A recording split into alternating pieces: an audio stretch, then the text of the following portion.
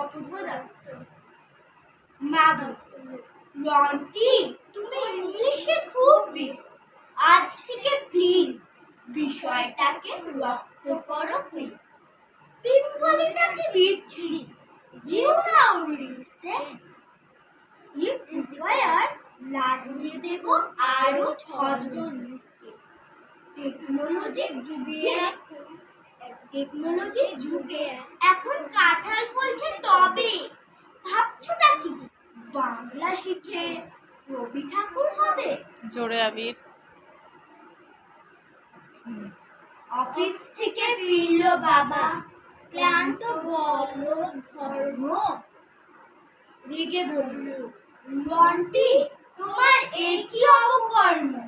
তোমায় লেখাপড়ায় করছি মাসে এত খরচা, তার বদলে তুমি করছো বাংলা ভাষার চর্চা। দাদু বললেন, ব্রাভো ব্রাভো, জোরসে বাজাও তুমি। সাধে কি আর রবি বাবু ভুলে গেছে চুরি? না শিখলে বাংলা ভালো, ইংরাজিটাও ডাইসি। বদহজমে ভুগছো, তবে রান্নাটা চাই স্পাইসি। যতই করো অমনি তমনি, ঘটাও আদ্র শ্রাদ্ধ, বাংলা ভাষা থাকবে বেঁচে, এটাই উপপাদ্য। নমস্কার।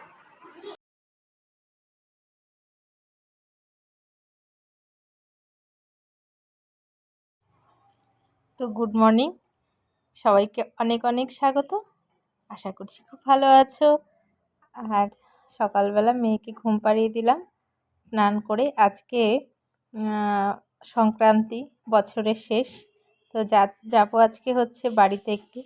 তো চলো তোমাদের দেখাবো, ওখানে চড়ক মেলা হয়।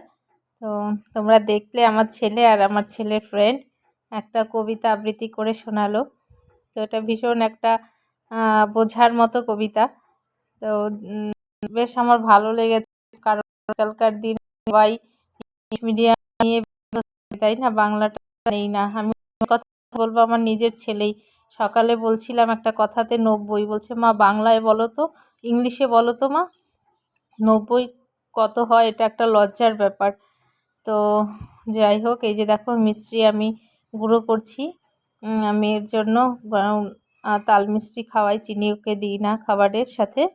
তো এগুলো সব গুঁড়ো করে রেখে তারপরে যাবো। এবার বাবা খেতে এসছে, বাবাকে খেতে দিয়ে মাকে খেতে দেব।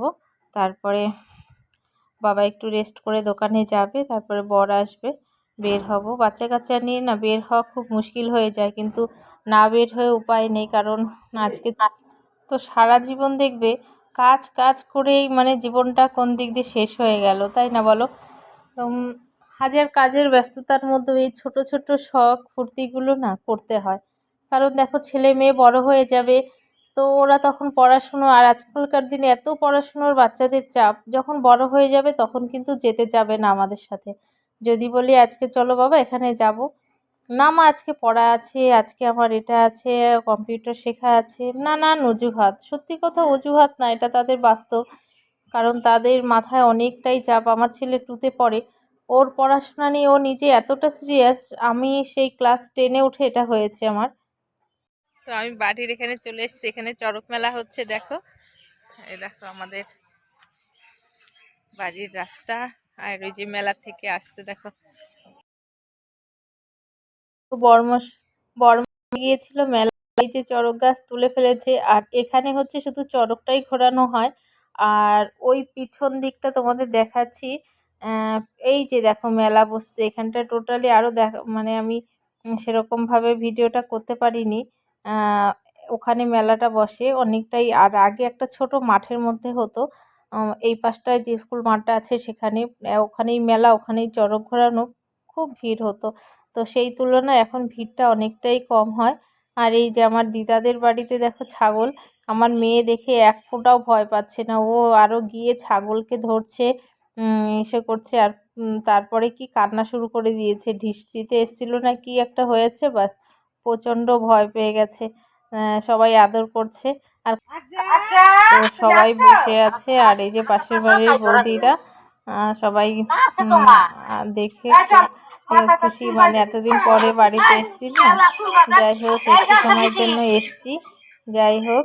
আর বড়মশাই বলছে চলো, আর ছেলে ওদিকে মেলাতে নাকি কি এক জাম্পিং থাকে, ওটাকে কি বলে ঠিক আমি বলতে পারবো না, সেখানে করে লাফালাফি করছে গিয়ে, জাম্পিং যেটা থাকে মানে লাফিয়ে অনেক দূর ওঠা যায়, ওখান থেকে আর আসবে না, আবার ডেকে আনতে গেল। যাই হোক, কিন্তু থাকতে পারবো না, মেলা ঘোরা অবধি, মানে চড়কটা ঘুরবে ততক্ষণে আমরা থাকতে পারবো না, কারণ অন্ধকার হয়ে যাবে, আর আমরা স্কুটিতে এসছি। তো স্কুটিতে আসাতে 4 জন মিলে না অনেকটাই অসুবিধা হয়ে যায়, আর আমার মেয়ে এত দুষ্টুমি করে, এই যে দেখো বাচ্চা কাচ্চারা দল ধরে ধরে সবাই মেলায় যাচ্ছে, এই যে প্রচণ্ড এখন ভয় পেয়ে গেছে, কান্না শুরু করে দিয়েছে। দেখো, তারপরে এখন আমরা রেডি হয়ে নিয়েছি বাড়ি যাব বলে।